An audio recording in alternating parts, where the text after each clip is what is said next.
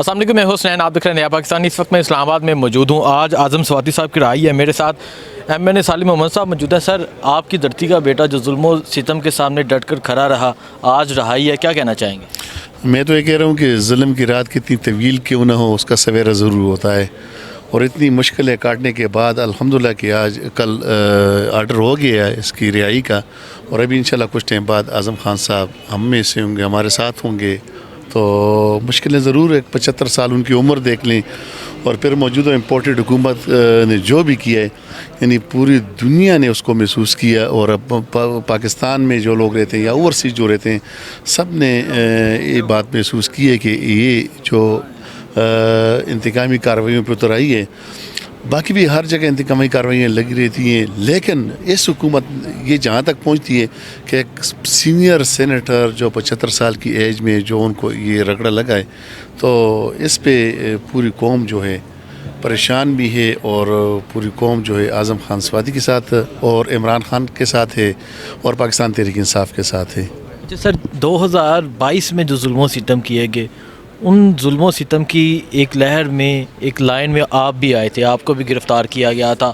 उसके अलावा अरशद शरीफ को शहीद किया गया, आज़म स्वाति साहब को गिरफ़्तार किया गया, जो इनके साथ किया गया, शहबाज के इमरान खान पे कातिलाना हमला किया गया।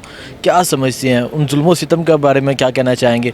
और 2023 बेहतर साबित होगा, जैसे पहले दिन ही रहाई हो गई है? मैं तो कह रहा हूँ कि ये पूरी कौम जान चुकी है और इम्पोर्टेड हुकूमत का चेहरा पूरी कौम के सामने आ चुका है। और मुल्क को उस जगह तक पहुंचा दिया है कि माशी तौर पे मुल्क दिवालिया होने के बिल्कुल करीब पहुंचा है।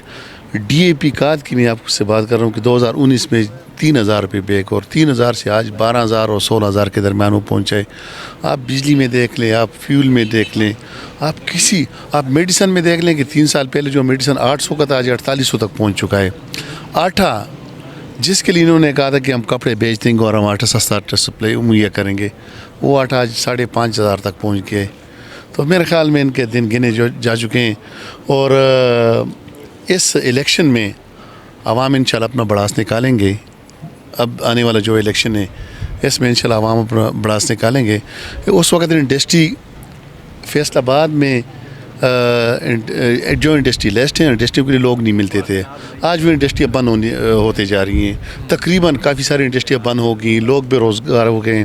LCs बंद कर दी।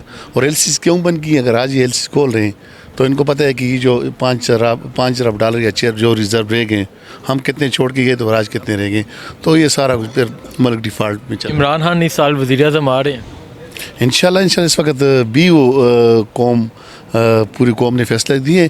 आप देख लें कि हम जब इक़्तिदार से उतरे, 37 ज़मीनी इलेक्शन हुए, सूबाई और कौमी इलेक्शन। 37 में 29 PTI जीती है, इमरान खान जीते। हालांकि लोगों को यही पता है कि इन्होंने असम्बली में भी नहीं जाने, उसके बावजूद कौम एतमाद कर रही है। तो सर, मुझे ये बताएं, इतनी महंगाई हो चुकी है, सहाफ़ी बरादरी की तरह, एंकर्स की तरह, जो रोज़ाना इमरान खान के दौरे हुकूमत में महंगाई पे भाषण देने आ जाते थे, आज वो कहाँ पे? मैं खुद हैरान हूँ, बल्कि उनको अपना किरदार अदा करना चाहिए। उस वक्त आटा 1600 से 2000 पे पहुँचा है, तो यहाँ पे क़यामत बर्पा हुई। आज 5500 तक पहुँचे, लेकिन कहीं से हम नहीं सुन रहे कि महंगाई हुई। और सिर्फ आटे की बात नहीं कर रहे हैं, अशिया खुर्दी आप बाकी देख लें। मैं कह रहा हूँ कि इस वक्त हमारे जो अच्छे बिजनेसमैन थे वो मुल्क छोड़ के जा रहे हैं, जो अच्छे इन्वेस्टर थे वो मुल्क छोड़ के जा रहे हैं। आज मुल्क का वो हशर नशर कर दिया मौजूदा हुकूमत ने कि इस वक्त अफ़गानिस्तान देख लें। अफ़गानिस्तान हमारे मुकाबले में इतना स्ट्रांग मुल्क नहीं था और कमज़ोर मुल्क था, लेकिन आज उनकी इकॉनमी देख लें हमसे बेहतर जा रही है।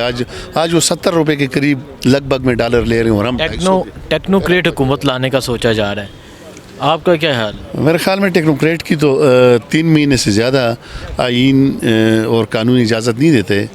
तो 3 महीने की तो हमेशा आती रही, और 3 महीने की आनी भी चाहिए, लेकिन 3 महीने के से ज़्यादा तो ना आईन में कोई इसकी गुंजाइश है, ना कानूनी इजाज़त देते हैं। बहुत शुक्रिया सर। Thank you.